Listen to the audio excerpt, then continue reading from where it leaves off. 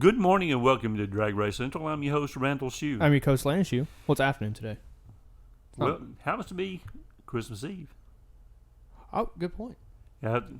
We are recording live from Casa de Landon.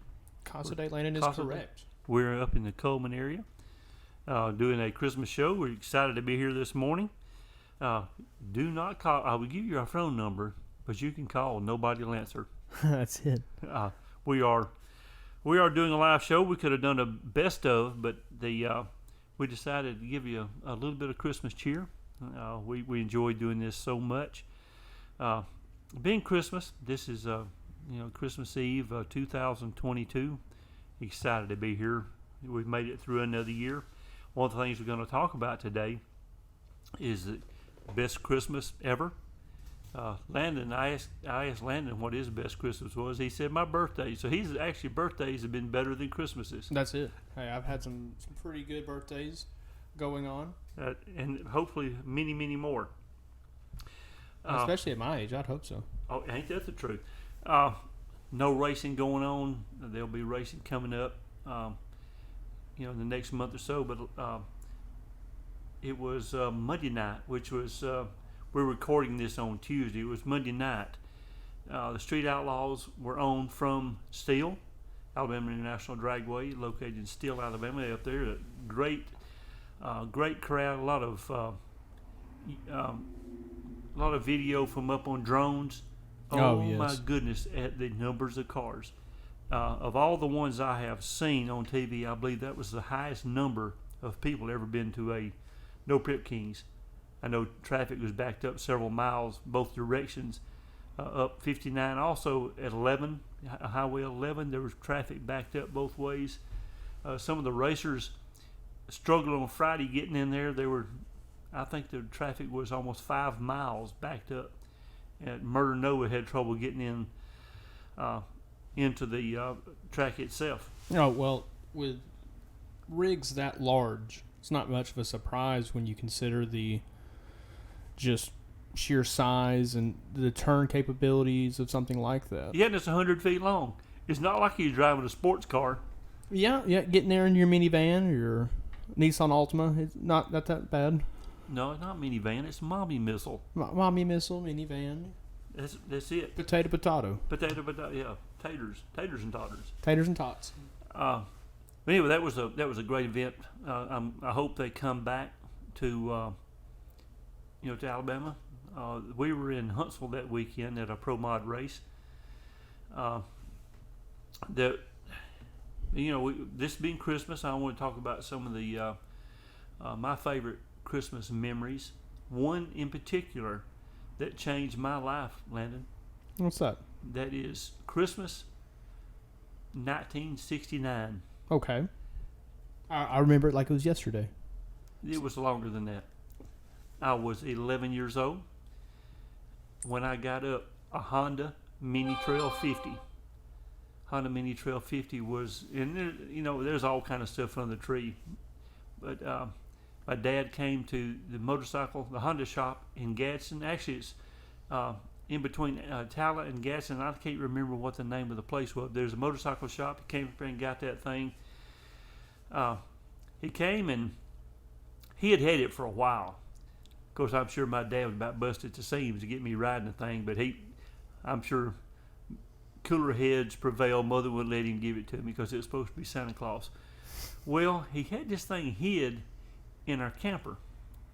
We had a truck camper that goes on the bed. Yeah, it was a big one. You sleep several people. It was a cab over.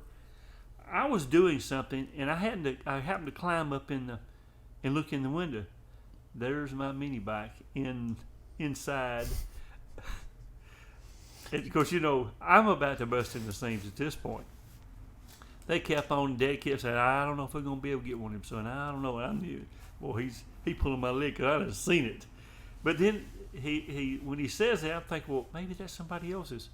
Dads don't lie. That's somebody else's. I am gonna be so upset when that's somebody else's. That baby was blue, Landon. It was silver and blue. Oh my goodness, 1.97 blistering horsepower. I've got the boy a few things that he's seen too early. And he'd ask me, he said, "Hey, whose is that?" I was just like, "Oh, that's somebody else's. I'm holding on to it for him." It's gifts for those special children. He's like, "Well, why is it here?" I was just like, "I'm holding on to it for him." We got to. Yeah. Were they supposed to hide it? Actually, some of my friends' kids' bikes are at my house. Oh, yeah?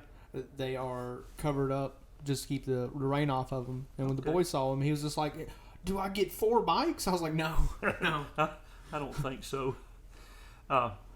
Well, my motorcycle stuff, I rode this Mini Trail 50. All right, now this thing was pretty cool. We had a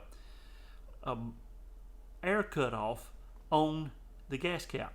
And what this was for is it was a vent. Well, if you was going to haul it in the trunk of the car, you would turn this vent off, unscrew these 2 handles, and the handlebars folded down where you could carry it in the trunk of a car. Well, in our family, Christmas Eve was my mother's family. Always got together at our house. There would be 100 or so people there. Well, on Christmas Day, we'd go to my dad's mother's house up in the country, up in Gadsden. So, sure enough, we got up there and took my mini bike with me, and my granddad had about 100 acres, and 2 of his brothers also had about 100 acres, all adjoining. So and behind it was nothing but a mountain. So that gave us opportunity to run the whole area. Well, I got up there, and 2 of my cousins also got mini bikes. We terrorized the wood. There was no live animals in the woods that weren't nervous. We rode and rode and rode. No quiet areas left. And it was about probably 40 degrees.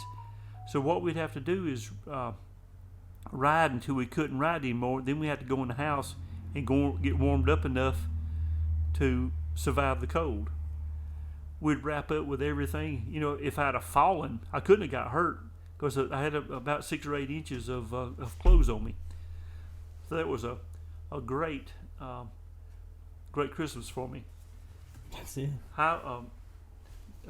December of 1969. So in the next March, I turned 12. But I rode this thing until I was 14, I believe, 13 or 14. Then I got a Honda SL 100, orange. Landon, let me tell you, it would run 62 miles an hour. 62? Downhill. Because at my age, as wild as it was, I had no business running 62. Knobby tires. This thing was wicked. Honda had CB, CL, and SL. I had the SL. It was the dirt bike version. There you go. The CB was road version. The CL was a road so was it like track. Was it like an on and off trail kind of style? But it was a dirt bike, but it had lights. Okay, yeah. So on and off. But of course, I had to be in the house when it got dark. But but it did have lights. I don't think I ever knocked the lights off of it. I may have messed up a blinker or 2. But finally wore the rear hub out to where the studs that came out of the hub and went to the sprocket, it would no longer hold. We had to take the wheel off and have it drilled and tapped and whatever they did, because I didn't have, because in my world now it would just put helicoils in it, but I didn't know at the time what they did. But anyway, Uncle took it and had this thing fixed. Well, the first thing that happened, I had worn the front, it's called a counter sprocket. That's the sprocket that goes to the transmission. I wore it out. You'd take off, it would slip. There was no teeth left on it. Oh, jeez. So it had maybe had a 13 tooth. I decided you needed a 12 tooth. No, if I put a 15 tooth, oh, it would have more top end.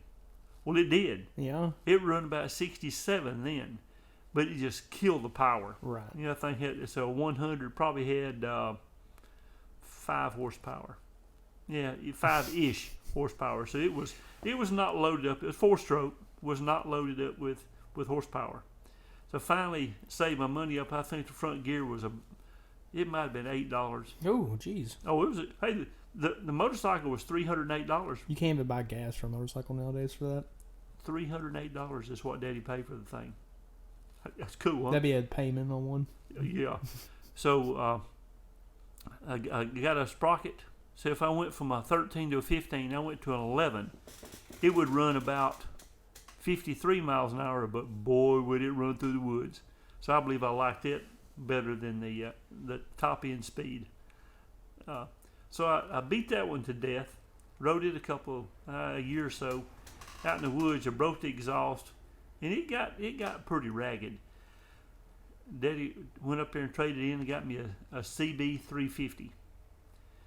It was a street bike. He thought, well, street bikes would be better. You won't beat it up as much. Well, that's kind of the way it's supposed to work, but it didn't actually work out quite that well. No, you just abuse it in a different way. On the ballpark in Mount Olive, a bunch of us got out there. You know, they had dirt bikes and they had scratch off. Right. Well, you know, it's 350. It had 17, 19 horsepower. It was a lot more powerful than anything I had. Right. And had street tires on it. Well, they got out there spinning the tires. Well, you know, if they spin, sure can I. So I revved up, dumped the clutch, got that back wheel, the spinning, boy, that thing was getting, I reached and caught the second gear, back wheel is getting it. When I hit third gear, back end passed me. I went skidding out through the football field. Me and my cute little motorcycle. I had globs of mud all over it, and I had to take it home, wash it before folks saw that. But you done a backflip on it? Oh, no, it just come out from under me. It didn't flip. Oh, okay. It just slid out from under me. So the Christmas of 1969 started my gearhead. I think started most of my gearhead stuff. Of course, we'd had go-karts as a kid. Then in our neighborhood, all the kids in the neighborhood had go-karts. So did y'all have like a go-kart car show at some point? Worse than that. We lived on a circle. So it was NASCAR around our circle. Just some poor people probably trying to get into the driveway who just couldn't. Oh, there was probably 6 or 8 go-kart. Everybody had one, and some of the guys, there were 2 or 3 of them that only had one between them. Yes, it is shared. Gary Nix, who's been a round tracker around they lived 2 or 3 doors up from us. They had them. But theirs, of course, were hot rods. I was about 6 or 7 years old, so I had to kind of be careful. So, Lanny, it's summertime. Our poor neighbors have heard them go-karts all day long. The old water tower in Mount Olive, we had come around the curve. I mean, we was getting it, you know. There was a police. We drove up into the Dillard's yard and acted like we wasn't really riding. Everybody cut them off, and police, he never did say anything to us, but we decided it's time to go home. That's it. Let's go out and take us a break. We'll be back shortly on DragRace Central. Welcome back into DragRace Central. Dan, it's good to be here on this. Well, now we made a mess. All right, cool. Oops. Well, boys and girls. Live radio still. Live radio. Just my snowball microphone splashed some hot chocolate out on the desk. Need some more napkins. Clean up aisle 2. Clean up aisle 2. There we go. Live radio is awesome. It's wonderful to be here on this Christmas morning. You know, we talked first segment about the best Christmas I ever had, and Christmases and how it progressed over and over and over. You know, and you said something about birthdays have been the best for you. Tell about some of the birthday stuff. I bought a house. That was probably one of my best birthdays. Pretty cool. So that worked out pretty good. Now this drum set over here. Yeah, that drum set was a Christmas. And you know, got it set up at the house, and your percussion instructor. Is that correct? Yes. As opposed to drums, it was percussion. And I didn't realize there's a difference. Mm-hmm. Drumming is something they do in high school band. Percussion is something that bands use. Yes. So I had mixed emotions about getting this thing because, you know, a kid makes noise with drums. So we had a customer who his dad and his son and always we knew him, and I knew he played. Man, I said, "Do you teach drum? He said, I sure do. I said, my son just got some set of drums. Would you teach me? So they set it up in upstairs to house, closed the door, and started. What was that little leather thing a little thing you learned to tap on? Oh, a practice pad. Practice pad, all right. First of all, you did the practice pad. Then they progressed over to drums. As opposed to it being annoying, I found myself tapping my feet to the beat of you drumming. Right. And how long? 30 minutes or an hour is how long They were an hour. An hour lesson lasted about 15 minutes. Got where, my gosh, that's pretty good. So you progressed to a point, you was going to take you to your mom's house. Your mom didn't have anything nice to say to me. I bet she didn't. About bringing drums to her house because she knew she got to listen. I said, look, let me tell you, it's not like you think it's going to be. You'll find yourself tapping your foot to him playing the drums. And turns out I was right. No, yeah. I don't think she ever complained to me about you wearing them drums out because actually I don't know if you was playing to the radio or I don't know what you was doing. Oh yeah, I've always had good headphones. So I've been listening to music and then recreating it. Okay. So anyway, that worked out pretty good. And then 2 years ago, was it? A year and a half ago, you ended up getting your house. It was a year and 2 months. Oh, what month was that? October. It was my birthday. Oh, okay. We put an offer in October 4th, which is the day after my birthday. Okay. My birthday was on a Sunday. We put an offer in on Monday. And and then I moved in on the 9th. Okay, so we closed that following week. We closed the following Friday. Okay. It was 4 days. Okay, we closed it was a. Forget quick close. We're talking I'll overnight take it. close. Oh, here's your check. Anyway, the problem went away. So got moved in. The house had been remodeled on the inside, and it just fit. Oh yes. So it looks great. You've done a lot of nice things around the house. Make it look like a home instead of just a house. And we're at Casa de Landon, broadcasting semi. Are we live? We're live. We're technically live.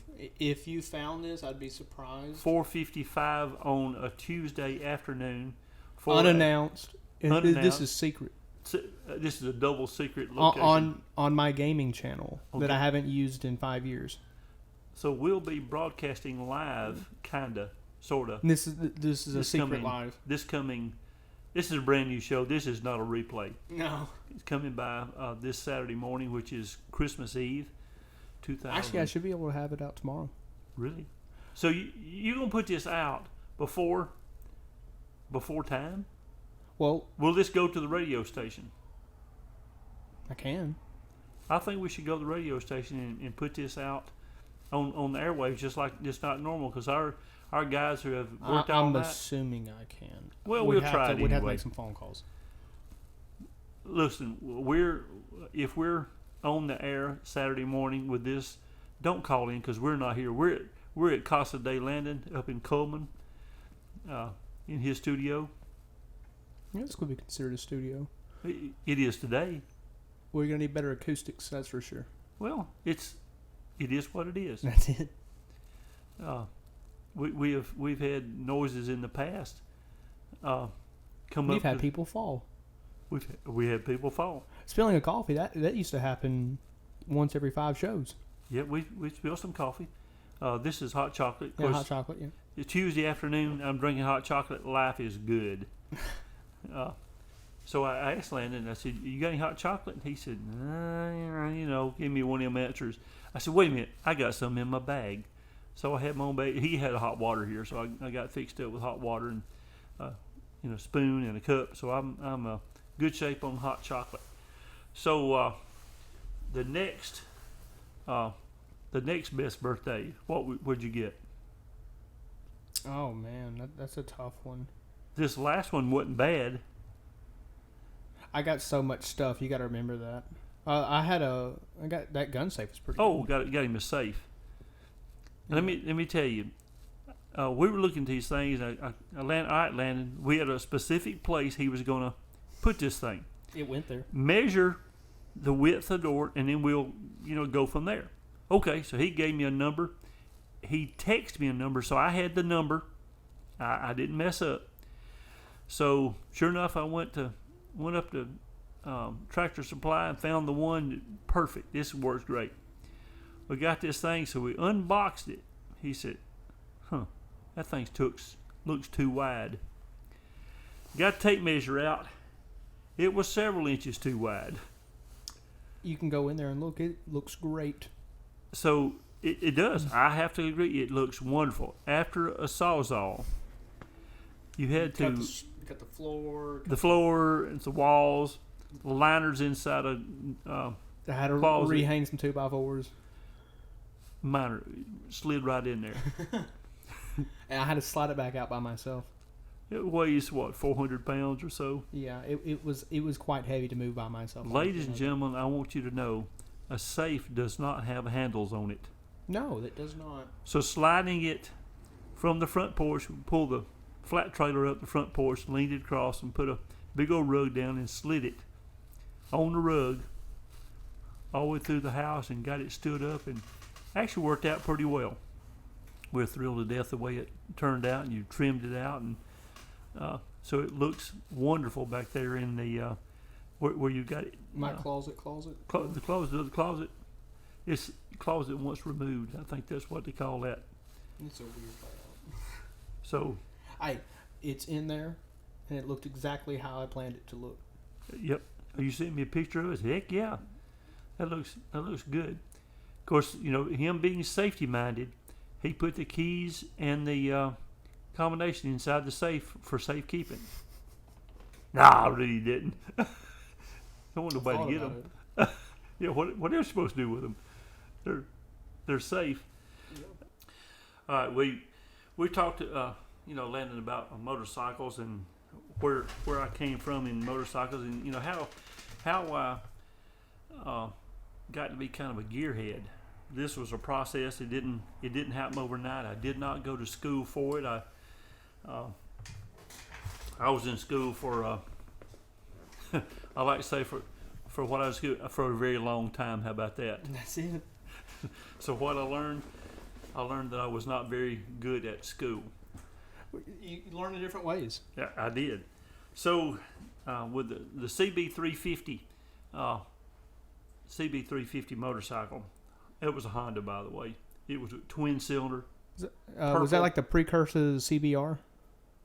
Yeah, it was a CB Junior.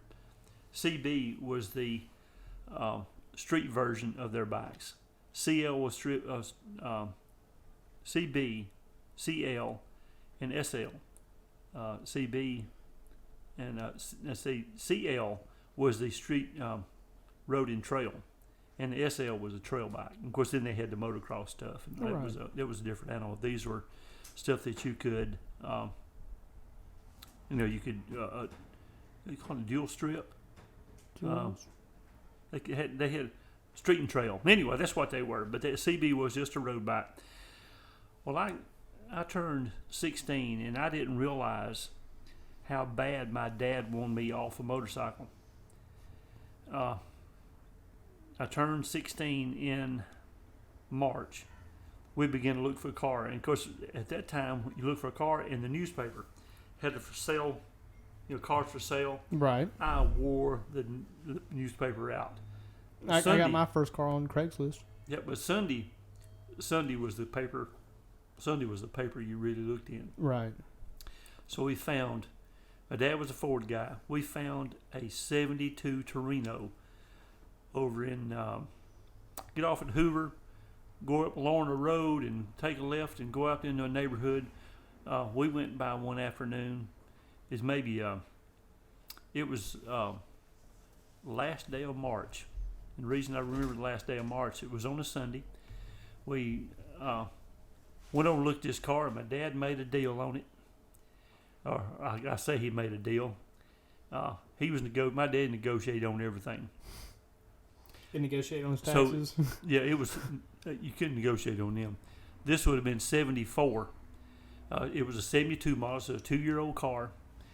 He paid $1,800 for this thing. It had, 20 or 30,000 miles on it. Man and woman owned it, and they were adults. Took care of it. Well, we're gonna go back over on Monday and get it. I am so excited. At school, I couldn't even. Of course, I didn't study much when I was in class, but I really couldn't. I was telling everybody, I got a car. You know what day it was? April Fool. It was April 1st on a Monday. Oh, jeez. It's an April Fool. No, this ain't April Fool. Well, my friend, who was a girl, I mean, it was just a friend. I got this thing. I went directly to her house. Showed her my new car. See, this wasn't April Fool. So I was able to drive it to school the next day. 72 Torino. 72. Oh yeah. Okay. Vinyl seats. The air conditioner didn't work for some reason, and when I finally got rid of it, air conditioner still didn't work. Never did know what was causing that problem. It was kind of like me in the 944. Never could figure out why I didn't have Noid. Yep. Tried for 3 months. Yep. Find Noid. Never could figure out what was going on there.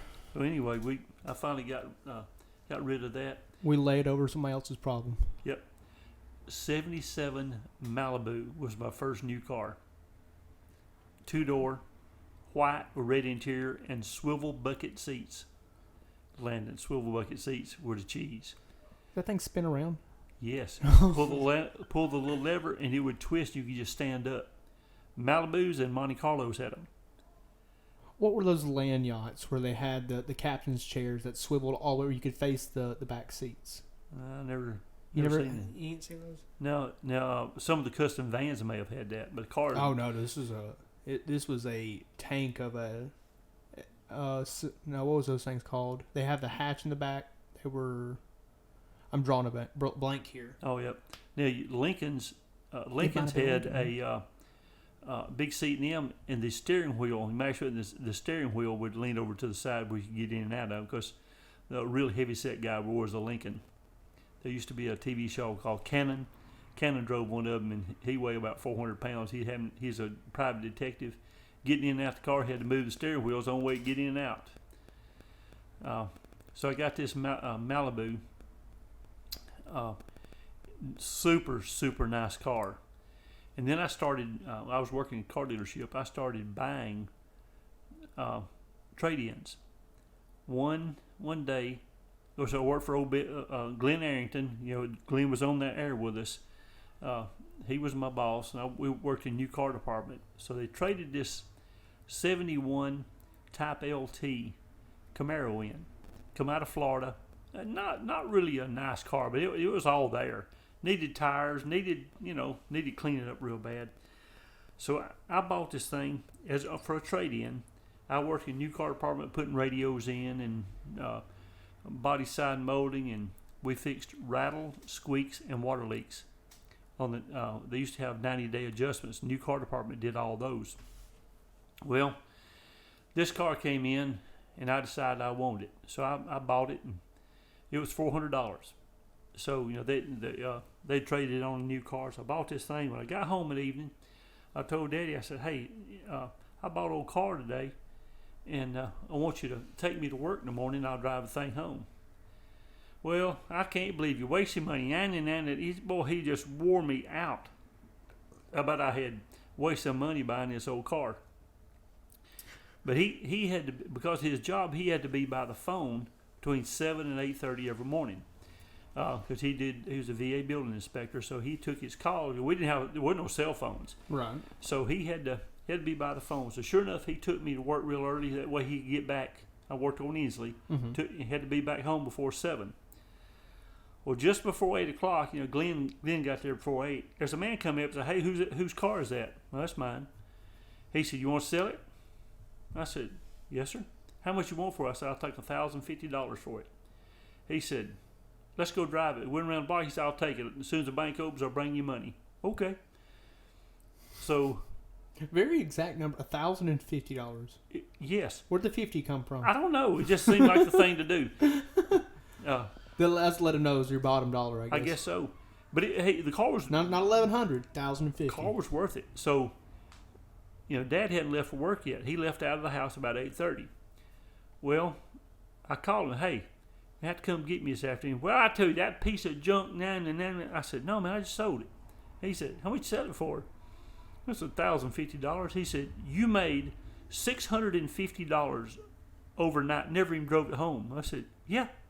Yeah, that's how it goes. Oh, well, he didn't eat crow that day. A couple of weeks later, they traded in a 73 Challenger. It was the girl version. They had some hot rod version. This was a 318, but a super, super nice car. Okay. Bought this thing, and the next day, one of the salesmen said his brother, I paid, I think $600 for it, but it was a super nice car. Right. The next day or so, I sold it for about $1,000. So, told Daddy, I said, well, I bought another car, and of course, he said, what is it? I said, well, it don't matter, I just sold it. He said, well, now, son, let me tell you, any of them cars that come in over there that you think you need, you just go ahead and get them. I got plenty of money. So all of a sudden, I was buying and selling cars like mad. All of a sudden, you're the resale guy. Yeah, he wasn't cracking on me real bad on buying more cars. I don't blame him. Every now and then, a deal comes together. That's it. You find an itch you can scratch. That's it. I had some that didn't go quite that well. Imagine that. I don't care. As long as you hit 80% of them, you're all right. Sometimes you win, sometimes you don't. Hey, that's all we're looking for. I have bought probably 200 cars. Yeah, probably 200. Bought and sold them, in different configurations. Then Landon, I started buying hot rods. Yeah, that's where it all went downhill. Huh? It went downhill. I didn't make much money off them. I buy them, and I wanted to play with them, and I'd end up tearing them up and had to fix them by the time the smoke cleared. I hadn't made any money. Yeah. It was more, I bought a 69, no, I didn't buy a 69 Camaro. There's one of the guys we hung around with had a 69 DZ302 Camaro. Okay. Which was the one to have. Right. 4-speed. I mean, it was the cheese. That's what he drove back and forth to work. Well, he shook the transmission out of it with a Muncie. Imagine that, shucking a transmission. I had this old 67 step-side granny gear 4-speed Chevrolet truck. I had done some trading, got this thing. I don't even know where I got it. Anyway, I had this thing. Pretty good truck. It was awfully ugly, but it was a pretty good truck. So Freddie's needing a ride real bad because, hey, his wife is having to take him to work because he done tore up his car. It was hot rods what he drove to work. This ain't going to work. So I said, hey, I'll trade you this old truck for that car right there. And it's a tore up car. Mm-hmm. He said, I'll take it. So I had about $400 in this truck within a few dollars there. It just, the old dark green paint about to fall off, and it was pretty bad. Was that the same kind of truck you told me about when I pulled up a truck on Craigslist one day, and you asked, hey, is it green? Uh-huh. And I said, yeah. You're like, oh yeah, I know that stuff. Yep. This old step side, just basic truck. So this is all coming together. Were they all green or something? Must have been. They used to advertise radio heater and white wall tires. This didn't even have white wall tires. But I think it did. Now, Daddy, when he bought a new truck, he wouldn't buy one with radio in it. They wanted $15 for radio. Ain't no way, boy. I ain't spending that money. He would not buy one with a radio. It saved gas that way. It's lighter. I guess. Cheaper. So, Freddie decided that we'd swap. So, pulled the Camaro I think Sidney Dingler helped me pull it to the house. Freddie's back riding. He's got his truck, and it was a piece of. But hey, it run every day. You could haul stuff.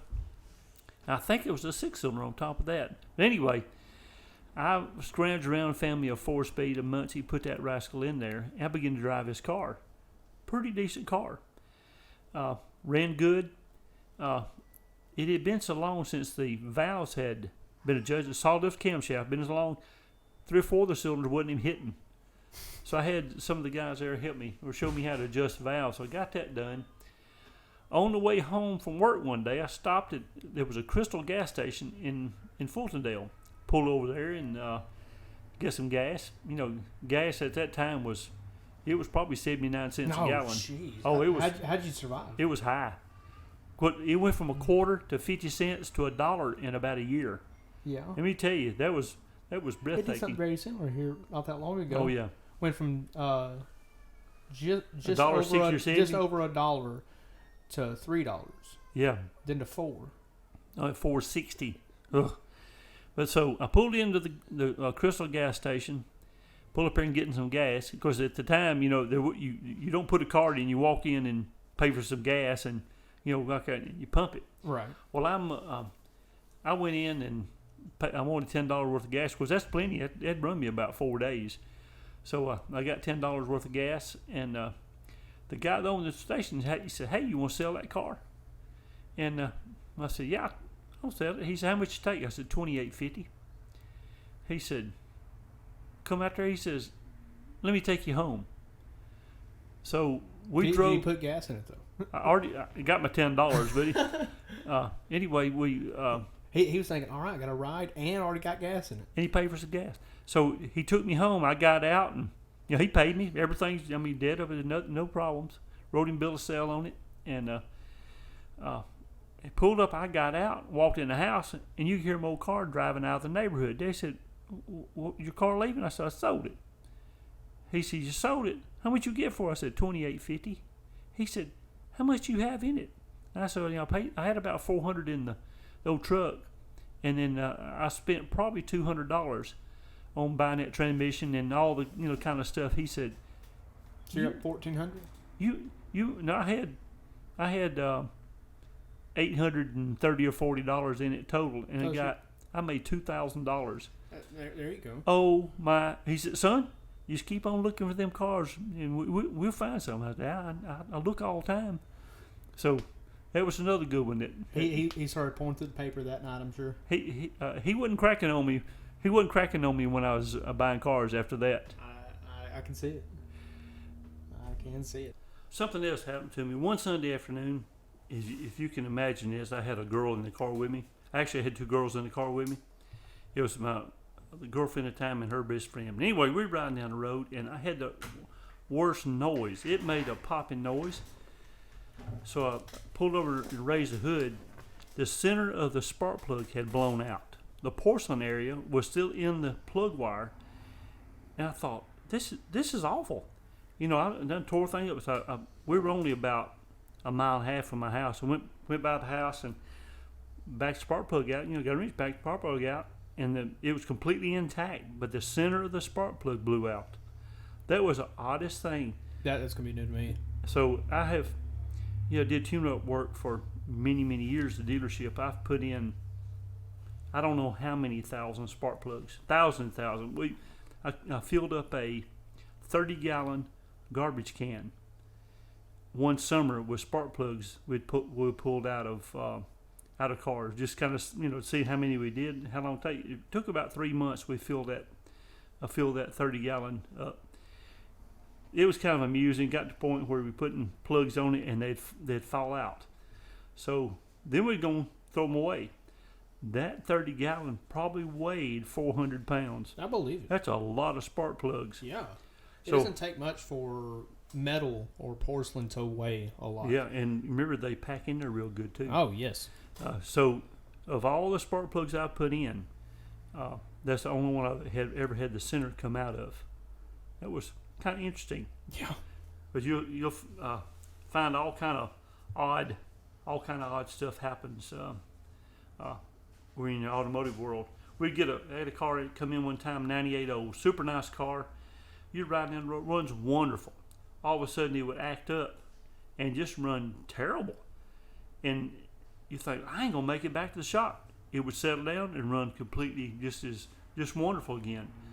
Nothing wrong with it. I thought, that's the strangest things. I got back to the shop, pulled in, I took the Schubert valve off of it. There were no screws in the rotor button. So the rotor button was just kind of riding along. Just catching whenever it wanted to? It'd go in place and run fine. It for some reason, it would jump out of place. Holy smoke. It was It was odd. The fact that it survived is more. Is and impressive. it made it to the shop. Yeah. So we run into all kind of strange things at the dealership. There were 300 cars a day coming in to be serviced, and at doing tune-up work, I'd have probably 30 or 40 of them come in. I did kind of a triage. They'd come through me, and then they go on to whoever had to work on them, because engine miss, an injector stopped up, and a transmission converter clutch problem felt exactly the same. Yes. So we'd have to clean them things and get them all straightened out, do a injector balance test. Oh, good enough. And what's so bad, nobody knew anything about it. There was nobody you could call. They're brand new. You call technical support. They didn't know. They had never seen that problem before. Goodness, that make you kind of old. But hey, let's talk about some drag racing. Let's do it. We've got the World of Wheels coming up. I thought you said drag racing. Well, that's going to be because if you hadn't got your drag car ready by the World of Wheels, you're running late. Hey, some people already got to be ready for that $100,000 race. That's in March. March, yeah, they got to be ready. Mid-March, $100,000 invitational pro mod race, along with Mountain Motor Pro Stock at the same event. That is March 15th, 16th, something like that. Yeah, but it's mid-March. Couple days. If it's going to feel like a couple days from now. Yeah, at Bradenton Motorsports Park. I hope that Bradenton survives the onslaught of house development. There's 43 houses going to be put on 2,700 acres adjoining the racetrack. I hope that that works out all right. Cletus McFarland and the operators of he has the Freedom Factory, and then the drag strip is beside that. I hope they survive it, and they went through county zoning issues, got that done, but the developers won that. Now they go to the state, so you keep up with that. I hope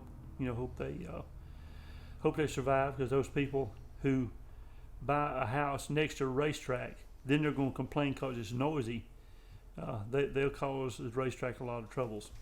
They need to get set up with. There was a road course somewhere in Europe, and they sold off the houses as kind of like a golf course would. You buy a house and you get like a discount with the golf course.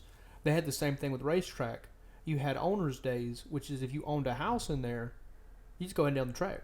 Well, that's what the developer came back. He said, "Can we make a racers community right there next to the racetracks?" That's being pretty creative. Oh yes. And then there's the noise berm would be behind them. So they would. I hope they work it out. Oh yes. Well, everybody's either trying to have fun or make money. You can do both. I hope so. We've had this problem at Huntsville Dragway. They built subdivisions around Huntsville Dragway, and because the track's been there since the 50s or so, and now these people are complaining because of racetrack. No, hang on. Actually, I blame the developers completely, because that's in the middle of nowhere. They went out of their way to build houses in the middle of nowhere. That's their fault. That's what Bradenton was. It was the old racetrack was downtown. They moved way out in the country. The country moved out by them. Yep. Now, when George Howard had Huntsville, I happened to be at his office one day when he was on a radio interview with the woman who was doing the complaining about, and she was a real estate agent, imagine that. She was complaining about the people who had bought houses were all upset because of the noise. And he said, well, the track's been there. George was all about some facts and figures. Track's been there so-and-so, however long. And the woman complained. She said, I bet you don't live by a racetrack. He said, no, ma'am, they're kind of noisy. And she didn't know what to say. So Dennis Cloet, if y'all remember Dennis, he called about a house up there. Dennis, one of George's buddies, and he said, hey, I'm interested in a house for sale up here. And the real estate agent boy, she just tell him how wonderful it was. He said, didn't I hear something about there's a racetrack pretty close? She said, well, there's close, but you can't even hear it. Don't even worry about that. It's the same woman who was causing George all the problems with the racetrack. Now there's curfews up there, and most of the races have to be done by 11 or 12 o'clock, whatever that is. And I think there's 2 or 3 times a year they can go later than that. One track, and I don't know exactly where it is, but the PA system on at racetracks, a lot of times, PA system's expensive. Yes. So they'll buy this little 5-watt AM or FM broadcast. It's like a radio station, but it's 5 watts. It goes out to everybody in the track. You just dial the Montgomery's got one. A bunch of the tracks got one. Yeah. One of the track is next door to a prison. Okay. Well, the guys who got radios, of course, they sit on Saturday night and can listen to the races. They said it's the most calm, peaceful time ever when the races are on, because everybody stopped and listened to the races. Of course, you can hear the cars and you hear the announcer over your radio. That's a good thing. I'm glad the guys are able to do that. Well, there are just a lot of people out there who made bad choices. Doesn't mean they're bad people. That's right. Hey, and they got a radio. That's it. They can keep up the races. Enjoying some motorsports. Even in sound world, we would hear a car go down, make it, he'd do his burnout. That sounds pretty good. Then you'd have somebody went down with a real motor. Ooh, that's not a TRW motor in that car. That's what we called them. There was nothing wrong with TRW pistons and all. They were just a little bit heavy. And anyway, TRW made most of the piston slugs. TRW is a huge company, and they make piston slugs, and then your different companies machine it to their specs. So you buy different alloys and all that kind of stuff. But the TRW pistons were good. They just kind of heavy. When the motor got up and started making that good sound, TRW motor didn't make that, because that motor's laboring. Get them things up about 6,500. So they need to have some good connecting rod, because they'll pull a rod in too. Sure. Did you ever figure out what makes a chirping motor? No. I still got, we got a 712-inch motor in a Corvette, and it don't chirp. I want a chirping motor and a clicking transmission. That thing doing burnout. Well, you can do a clicking transmission. That's pretty easy. No. Drain some of the fluid out of it. I want one that clicks on purpose. Oh. These guys would they think come up there and chirp, and do a burnout, and you hear them going through the gears, and they'll stop, and they go pop, pop, pop, pop, and it back up. Ooh, I want me one of them popping transmissions. Still don't know what that was. It's some kind of air pods on a Lenco, I think. Okay. But a chirping motor and a clicking transmission.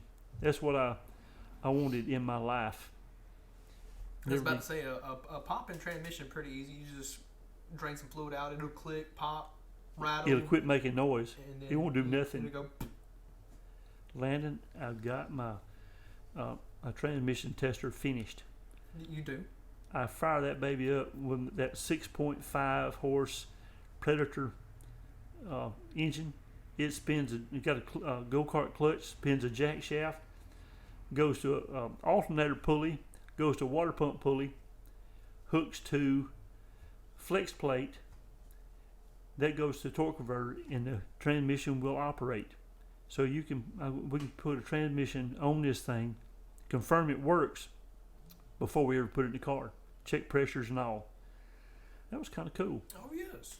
It really is not that. It's easy to mass produce and make millions. Well, I talked to Jason Guthrie today, and I said, he asked me, was it running? I said, oh yeah, it runs great.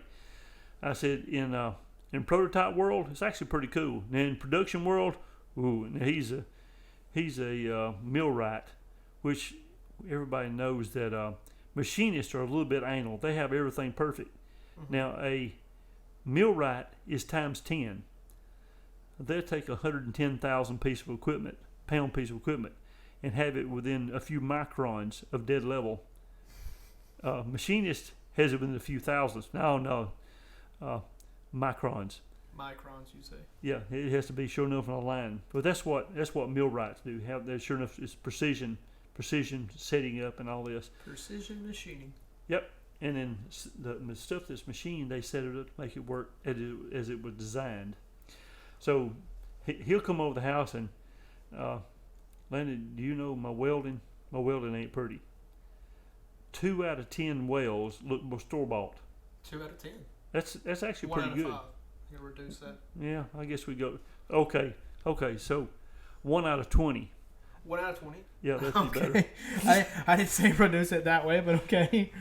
I did buy me a new welding helmet, and that did help. It's good. It helped me. Now I can see how ugly my welds are.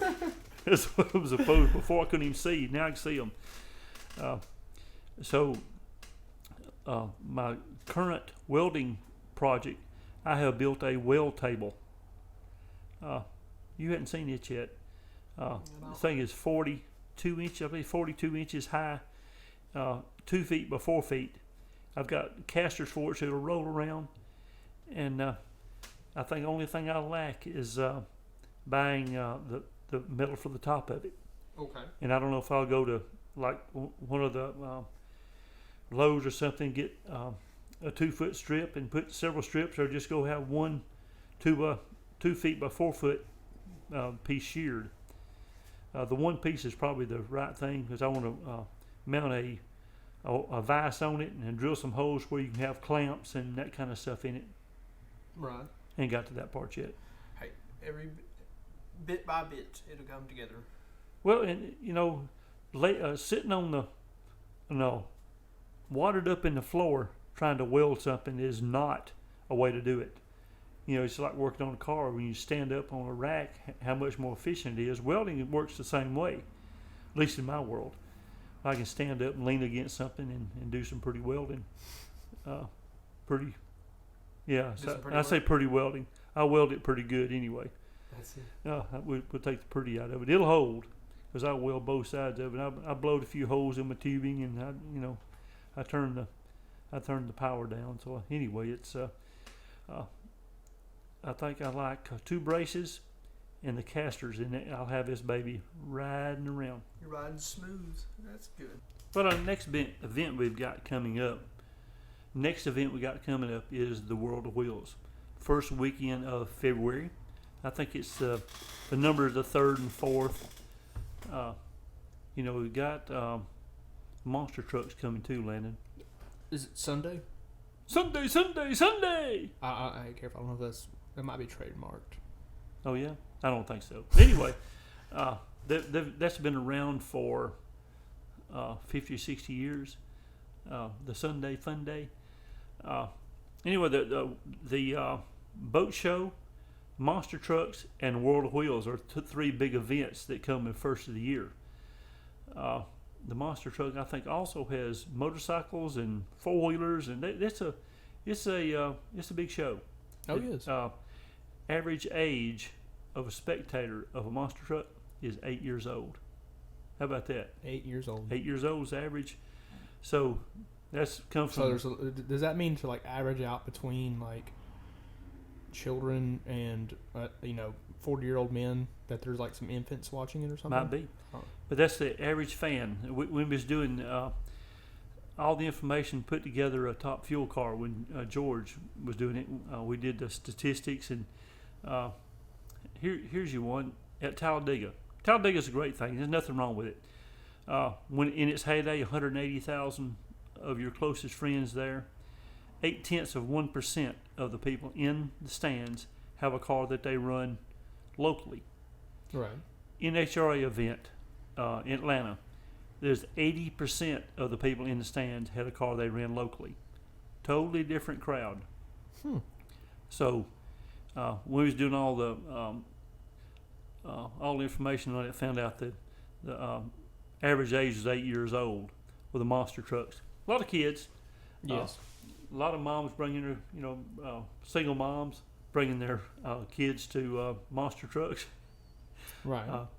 Then, of course, you got the boat show and World of Wheels. The World of Wheels is, it's in our world is just that's the cheese. That it is. It is the premier car event. It really is of the South. And it's the first of the season, and I'm not sure what the theme is going to be this year. Of course, we will have. It's going to be DragRace Central. I'm telling you. Oh, so we're going to be in the center. You are going to be. What was that guy's name? The NASCAR guy. Oh, Bobby Allison. You're gonna I'm be Bobby Allison this year. of drag racing.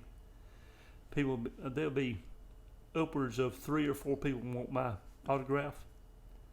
No, there won't Downwards of 3 people. There won't be that many. Actually, if you have like some debt collectors coming for you, they'll want your autograph. Well, I do have a magic marker in my pocket. Just in case. Just in case. You can't tell. They want you to sign a check. Yeah. Sign here. Now we'll have the Corvette. I'm assuming we'll have the Corvette. We'll have Bubbles or Trixie. Bubbles or Trixie will be there. Richard Oettinger's going to bring his 37 Chevrolet. Mm-hmm. Got a blown Hemi in it. I priced the Corvette to somebody today. It may, if it takes missing, I've got my eye on another car. Okay. We'll have something. We'll have something. A Pro Mod there. We'll have a Pro Mod. No, we'll have 2. There's a nitrous one and a blown one. Let's go the blower car. Well, I don't have a blower car. I got a nitrous car. If we sell the Corvette, You want a blower car? yes. I don't like seeing. I don't want to be able to see the right lane. Well, you're safe, and you've never done that much work. I believe it. I do believe it. I think it's 25 or 30 passes. You had to put a set of connecting rods in them. Landon, I said 30 passes. You said 25 or 25 to 30 passes. All right, so we're running 24 passes a season. Yeah. Well, I'm gonna put you driving. Okay. So we're gonna go real fast. We're gonna go for the 3s. It's gonna go fast. We're gonna real fast. To run anything in Pro Mod, you'll have to run way in the 3s. Yeah. So we're running for the 2s then. Well, Top Fuel 290s.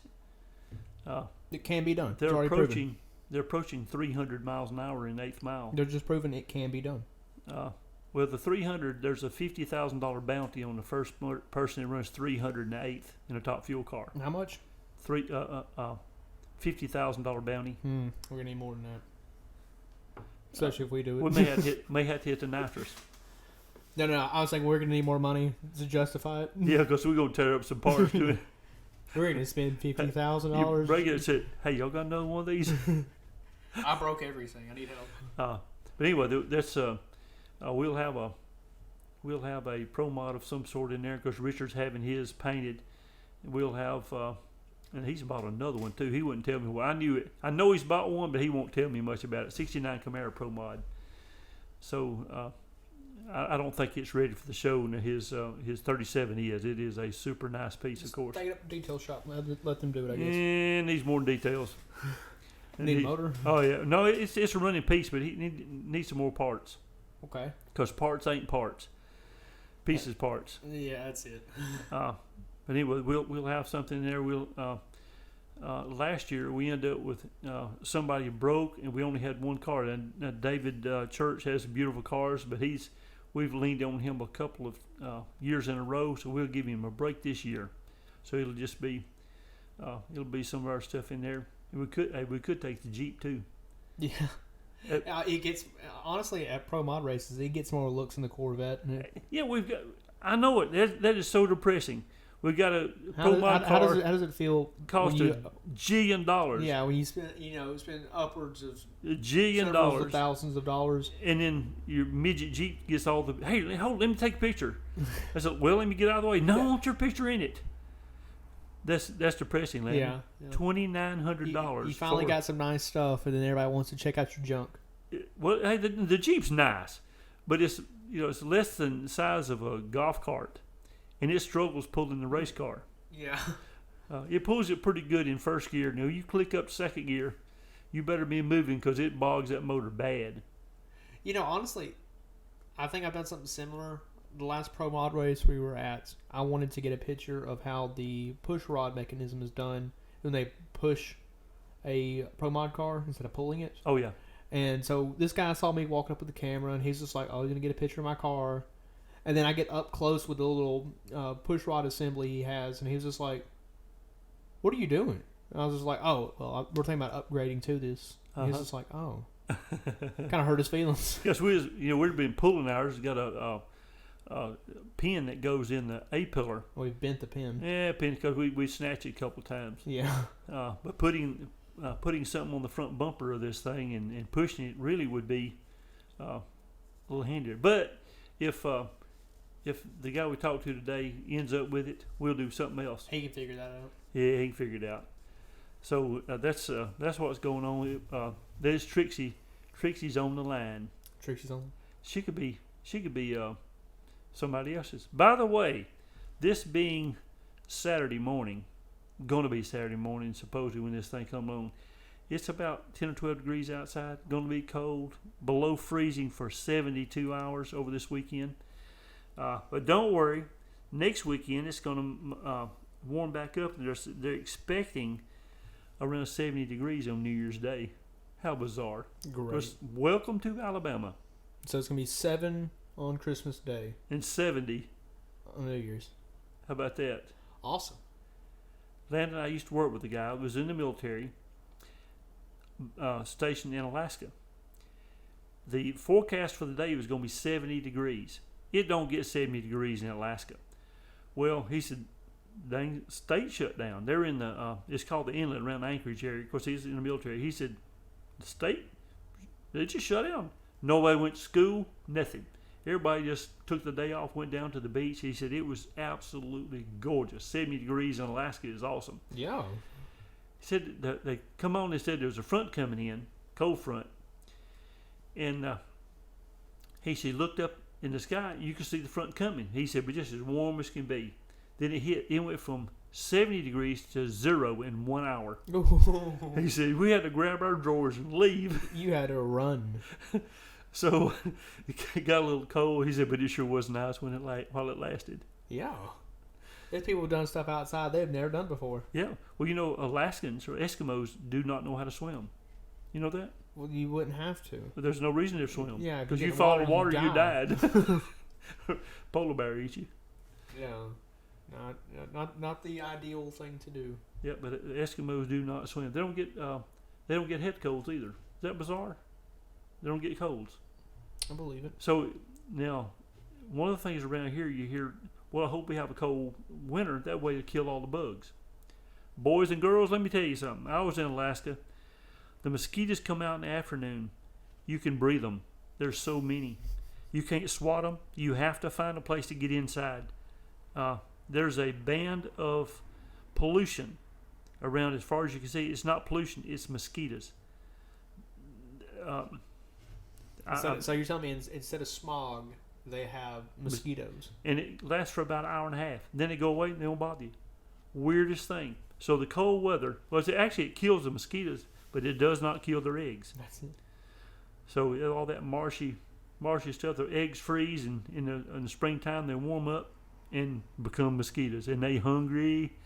So no wonder the bears are so mean, because the mosquitoes are eating them up. They will do it. Well, it's been a good show. It's been a good attempt at our first home recording. This is our first one. This is this isn't our usual setup where we do the off location. That's right. This is self done. Quite an experience. That's right. It's much harder. Well, this is new. It's not harder. It's new. This is something we've never done before, and if we do a bunch of them, it'll get easier and easier. But going to the studio is so much easier than this. Yes, and it doesn't make any sense because we should be more comfortable with the comfort of our Casa de Landon. Yeah, the comfort of my home. That's right. We're up here in God's country. Thanks everybody for listening this week, and we've got a young man gonna tell you something because it is Christmas. Britton, say it. Merry Christmas. There you go. That's the grandson.